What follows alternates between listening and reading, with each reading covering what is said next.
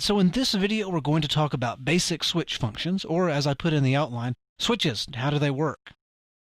First, a bit of review, like I tend to do at the beginning of these deeper concept videos.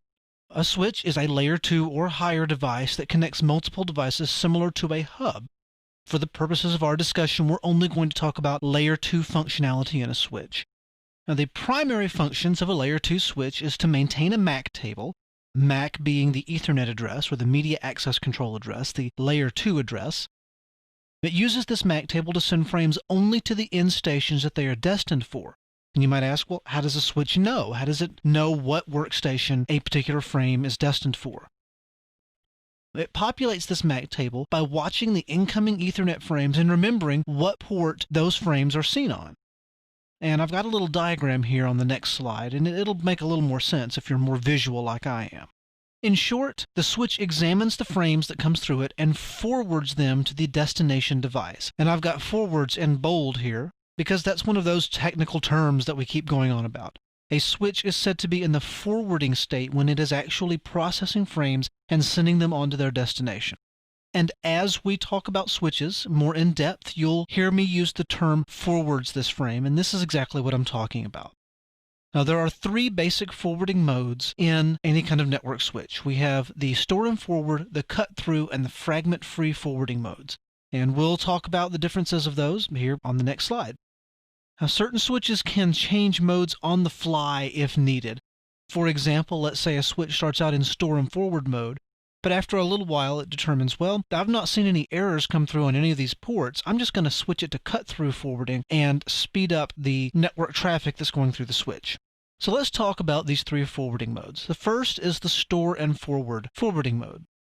In the store and forward mode, the entire frame is received in the switch, and the FCS, or the frame checksum, which you'll recall when we looked at the diagram of the layer 2 frame, the FCS is validated to ensure it's a good frame before forwarding it along to the destination device. Now, store and forward is the default operation mode for most Ethernet switches out there. When you get into some of the really high-end, low-latency switches, they may not use store and forward unless you specifically tell it. But most switches, if you were to go buy a switch off the shelf at Best Buy and hook it up into your network, it would be using store and forward mode.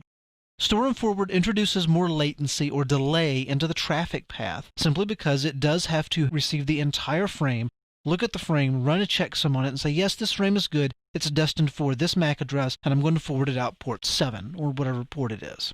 However, the trade-off for introducing this latency is that the switch is highly reliable, as in it won't forward out frames that it knows are bad because it checked the checksum and said, well, this frame is not any good, and so it just rejects the frame right there. Store and forward can also forward between different speed interfaces. Let's say your input interface is 100 megabit and the output interface is a 1 gigabit, or the opposite way around.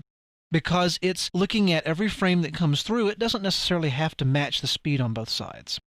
The next switch mode we'll talk about is the cut-through forwarding. With cut-through forwarding, the switch forwards the frame as soon as the destination MAC address is seen, which is about 16 to 20 bytes into the frame. Now, obviously, because the switch is not checking the entire frame, it does not introduce nearly as much latency, and so you will get quicker communications by a few milliseconds using cut-through forwarding versus store and forward forwarding. However, using cut-through forwarding, you have the ability to introduce bad frames into the network. Since the switch isn't looking at the checksum, it just says, well, you're supposed to go out port 7, I'm sending you out port 7, and it's up to the network card on the other end of the link to determine, hey, this is a bad frame because my checksum doesn't match, and tell the sending station, hey, you need to resend this particular frame. We'll continue on with our discussion of basic switch functions and look at the forwarding logic of your generic Ethernet switch in the next video.